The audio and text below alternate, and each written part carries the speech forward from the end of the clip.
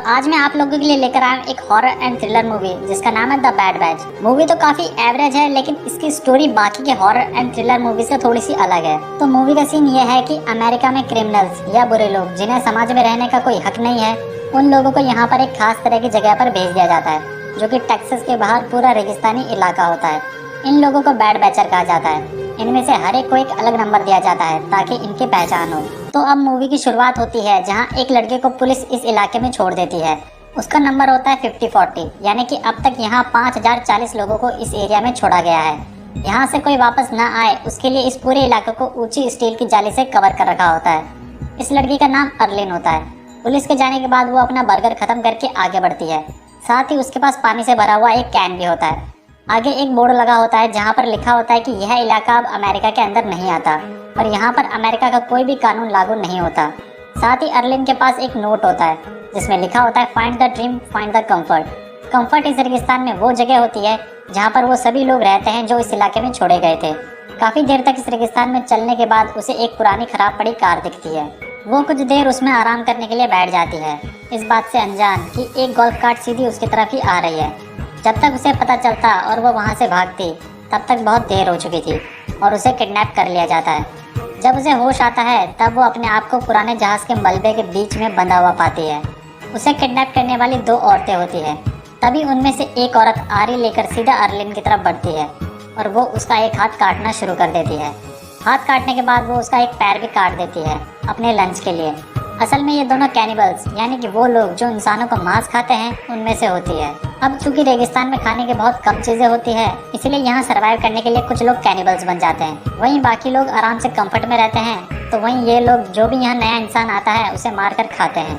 एक और खास बात कि ये लोग अपनी बॉडी पर बहुत ज्यादा ध्यान देते हैं। इनमें से हर एक, चाहे वो लड़का हो या लड़की, सभी हट्टे कट्टे होते हैं। पास ही में और भी कुछ लोगों को बंधा हुआ देख जिनके भी पैर कटे होते हैं।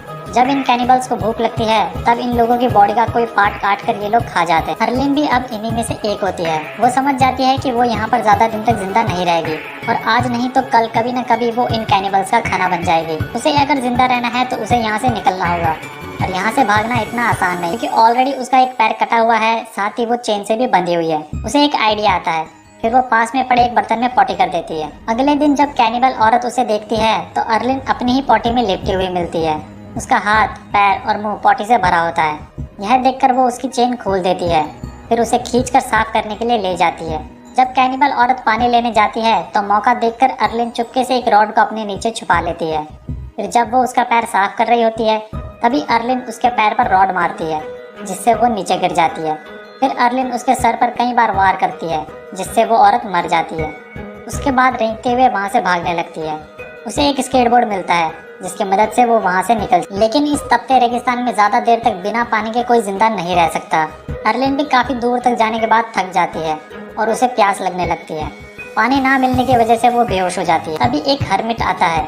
हर्मिट उसे कहा जाता है जो अकेले रहना पसंद करते हैं। यह हर्मिट ना कैनिबल्स कम्युनिटी से है और ना ही कंफर्ट से। वो अब तक इसलिए बचा हुआ है क्योंकि बूढ़ा होने की वजह से कोई भी कैनिबल उसे खाने के बारे में नहीं सोचता। फिर वो अर्लिन को अपने साथ लेकर काफी दूर तक इस रेगिस्तान में चलने के बाद वो फाइनली कंफर्ट पहुंच जाते हैं, यानी कि वो जगह जहां बाकी के लोग जो यहाँ छोड़े गए थे वो रहते हैं। फिर हर्मिट उसे वहीं छोड़कर वापस चला जाता है। अब सीन सीधा 5 महीने बाद का दिखाया जाता है, जहाँ पर अर्लिन के पास एक नकली पैर और खुद का कंफर्ट में एक घर होता है। यहाँ के लोग उन कैनिबल से पूरी तरह अलग होते हैं। यहाँ शॉप्स, क्लब्स, मेडिकल्स, गन्स सभी की सुविधाएं होती है। दूसरी तरफ कैनिबल्स कम्युनिटी को देखते हैं, जहाँ पर एक मियामी मैन अपनी बेटी हनी और मरिया नाम की औरत के साथ रहता है। वो अपनी बेटी की पेंटिंग बना रहा होता है। उसकी पेंटिंग देखकर पता चलता है कि वो पेंटिंग में काफ़ी एक्सपर्ट है।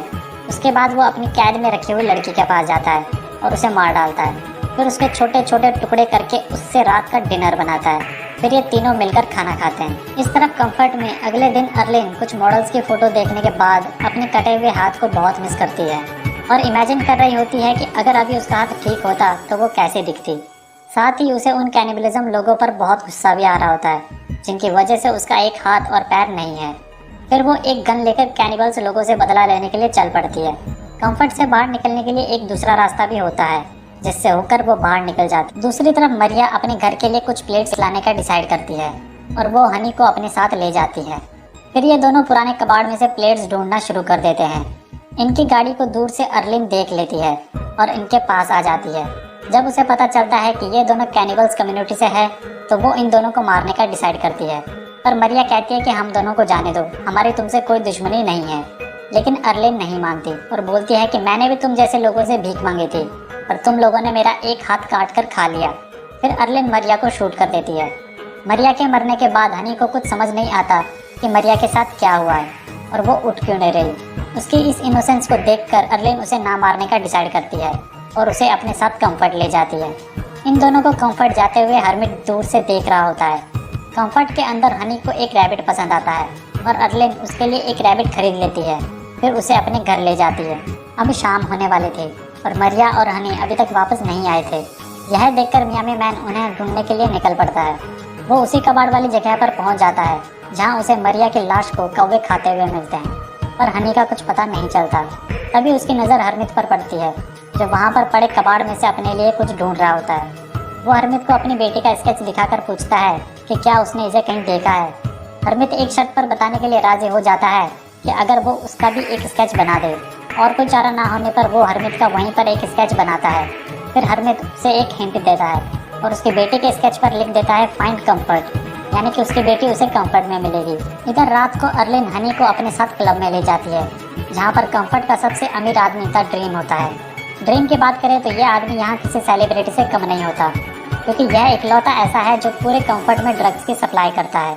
इसका बनाया हुआ ड्रग्स लेने पर लोग एक अलग ही माइंडसेट में चले जाते हैं जहाँ पर उनको सब कुछ किसी सपने जैसा लगता है, इसलिए लोग उसे द ड्रीम के नाम से जानते हैं। साथ ही एक तरह से कंफर्ट का मेयर भी होता है। फिर ड्रीम सबको अपना ड्रग्स देता है। अर्लिन भी उसका ड्रग्स ट्राई करती है। इस दौरान हनी का रैबिट उसके हाथ से छूट जाता है। उसे वापस पकड़ने के दौरान वो अर्लिन से अलग हो जाती है। फिर ड्रीम को वो मिलती है, जिसके बाद वो हनी को अपने साथ ले जाता है। अब अर्लिन हनी को ढूंढने लगती है, पर साथ ही ड्रग्स भी अपना असर दिखाना शुरू कर देता है। उसे ढूंढते हुए वो कंफर्ट से बाहर चली जाती है। उसका माइंडसेट एक अलग ही लेवल पर चला जाता है जहां उसे अपने आसपास की हर जगह खूबसूरत दिखाई देने लगती है। उसे इस हद तक होश में नहीं रहता कि मियामी मैन कब का उसके पास आ चुका है। अगले दिन जब उसे होश आता है तो वो अपने आप को कंफर्ट से दूर मियामी मैन के साथ अकेला पाती है। साथ ही उसका नकली पैर मियामी मैन ने अपने पास रख लिया। अब वो बताता है कि तुम कंफर्ट से बहुत दूर हो और बिना अपनी नकली टांग के तुम कहीं भी जा नहीं सकती। फिर वो उसे हनी के स्केच दिखाता है और पूछता है कि क्या तुमने इसे कहीं देखा है। यहाँ पर अर्लिन झूठ बोल देती है कि उसने नहीं देखा। अब चूंकि कैनिबल कम्युनिटी में से किसी को भी कंफर्ट में आने नहीं दिया जाता और अगर कोई उनमें से कंफर्ट के पास आता भी है तो गार्ड्स उसे शूट कर देते हैं। इसलिए अब मियामी मैन अर्लिन से एक सौदा करता है कि मैं तुम्हें यहाँ से जाने दूंगा, पर बदले में तुम्हें कंफर्ट में जाकर मेरी बेटी को ढूंढकर मेरे पास लाना होगा। वो धमकी भी देता है कि अगर कंफर्ट में जाकर तुमने ऐसा नहीं किया तो मैं कैसे भी करके तुम तक पहुँच जाऊँगा और मार दूंगा। अर्लिन उसकी बात मान लेती है और दोनों कंफर्ट की तरफ जाने लगते हैं। रास्ते में उन्हें एक और कैनिबल आदमी मिलता है जो मियामी मैन के साथ एक डील करता है कि अगर वो उसे लड़के का एक पैर खाने के लिए दे देगा तो बदले में वो उसे फ्यूल देगा, और साथ ही धमकी भी देता है कि अगर उसने उसकी डील नहीं मानी तो वो उसे मार कर जबरदस्ती लड़की को ले जाएगा। मियामी मैन उसकी डील मान लेता है और अर्लिन को उसके हवाले कर देता है। फिर वो आदमी अर्लिन को लेकर वहाँ से जाने लगता है और तभी मियामी मैन अचानक से उस पर अपना चाकू फेंकता है और उस आदमी को मार डालता है। अब उसकी गाड़ी, फ्यूल और पानी सब ले लेता है। साथ ही खाने के लिए उस आदमी का हाथ काट कर अपने पास रख लेता है। फिर दोनों गाड़ी पर बैठकर वापस कंफर्ट की तरफ बढ़ते हैं। लेकिन रास्ते में रेतीला तूफान शुरू हो जाता है, जिस वजह से इन्हें कुछ देर के लिए रुकना पड़ता है। फिर वहीं पर कैंप लगाकर बैठ जाते हैं। जब तक तूफान खत्म होता है तब तक रात हो चुकी थी। फिर मियामी मैन डिनर के लिए उस कटे हुए हाथ को निकाल कर पकाना शुरू कर देता है। अर्लिन उससे पूछती है कि तुम बैड बैचर कैसे बने। तब वो बताता है कि वो हवाना में पैदा हुआ था। वो अमेरिका तब आया जब वो सिर्फ 16 साल का था, वो भी एक छोटी बोट के जरिए। अमेरिका में इल्लीगल आने की वजह से उसे यहाँ डाल दिया गया। अब तक इन दोनों के बीच में काफ़ी नज़दीकियाँ आ जाती है, लेकिन इससे पहले कि इनके बीच कोई लव सीन हो पाता, कोई मियामी मैन को गोली मार देता है। फिर यहाँ एक आदमी आता है और अर्लिन को अपने साथ चलने को कहता है। अर्लिन थोड़ी कंफ्यूज हो जाती है कि वो मियामी मैन के साथ रुके या चली जाए। फाइनली वो उस आदमी के साथ चली जाती है और वापस कंफर्ट में आ जाती है। 2 दिन बीत जाते हैं। अब अर्लिन को यहाँ अच्छा नहीं लगता था। जिस तरीके से मियामी मैन ने उसे दूसरे कैनिबल आदमी से बचाया और दोनों ने साथ में जो टाइम स्पेंड किया था, उससे अर्लिन को मियामी मैन से प्यार हो जाता है और वो डिसाइड करती है वापस मियामी मैन के पास जाने का। जब वो वहाँ पहुँचती है तब मियामी मैन वहाँ होता ही नहीं, सिर्फ उसकी नोटबुक पड़ी होती है जिसे अर्लिन ले लेती है और वापस अपने घर आ जाती है। दूसरी तरफ हरमित जब रेगिस्तान में अकेला बैठा होता है तब उसकी नज़र दूर उड़ रहे कौवों पर पड़ती है। जब वो वहाँ पहुँचता है तब देखता है कि मियामी मैन वहाँ पर बेहोश पड़ा है। वो उसकी मदद करता है। फिर वो एक कौवे को दाना डालता है। जब कौवा उसके बहुत पास आ जाता है तब हरमित उसे पकड़ लेता है। फिर रात को उसे पकाकर मियामी मैन को खिलाता है ताकि वो ठीक हो जाए। इस तरफ अर्लिन घर पर मियामी मैन की नोटबुक देख रही होती है जिसमें उसने अलग अलग तरह के स्केच बनाए हुए थे। उनमें से एक स्केच हनी का भी होता है। अब अर्लिन डिसाइड करती है हनी को ढूंढने का। वो उसके स्केच की फोटोकॉपी करवा कर पूरे कंफर्ट के लोगों से पूछती है पर किसी को भी हनी के बारे में नहीं पता होता। थक हार कर अर्लिन एक जगह पर बैठ जाती है। तभी उसके सामने से ड्रीम के हरम की कुछ औरतें गुजरती है। उनमें से एक औरत के साथ हनी होती है। अब हमें पता चलता है कि ड्रीम ने हनी को अडॉप्ट कर लिया था और वो उसे हमेशा अपने आसपास ही रखता था। अब अर्लिन को पता होता है कि हनी कहाँ पर है, लेकिन फिर भी वो उसे ला नहीं सकती थी क्योंकि ड्रीम ऐसा होने नहीं देगा। इसलिए वो एक प्लान बनाकर ड्रीम के मेंशन में जाती है। उसके मेंशन में काफ़ी सारे औरतें होती है जो सभी उसकी रखेले होती है। उनमें से कुछ ड्रग्स बना रही होती है, वही ड्रग्स जिसे अर्लिन ने खाया था। तभी ड्रीम आता है और बताता है कि इसी ड्रग से ही पूरे कंफर्ट की इकोनॉमी चल रही है। फिर अर्लिन कहती है कि उसे भी आपके हरम में बाकी औरतों की तरह रहना है और ड्रीम एग्री हो जाता है। फिर दूसरी औरत को उसे एक रूम में ले जाने को बोलता है। फिर एक औरत अर्लिन को रूम में ले जाती है जहाँ पर अर्लिन वॉशरूम का बहाना बनाकर वहाँ से वॉशरूम में चली जाती है। फिर अंदर अपने नकली टांग को खोलती है जिसके नीचे उसने अपनी गन छिपाई हुई थी। फिर वो उस लड़की को हॉस्टेज बनाकर ड्रीम से हनी की मांग करती है। ड्रीम को मजबूरन उसकी बात माननी पड़ती है क्योंकि उस औरत के पेट में उसका बच्चा होता है। फिर तीनों एक कार्ट में बैठकर वहाँ से चले जाते हैं।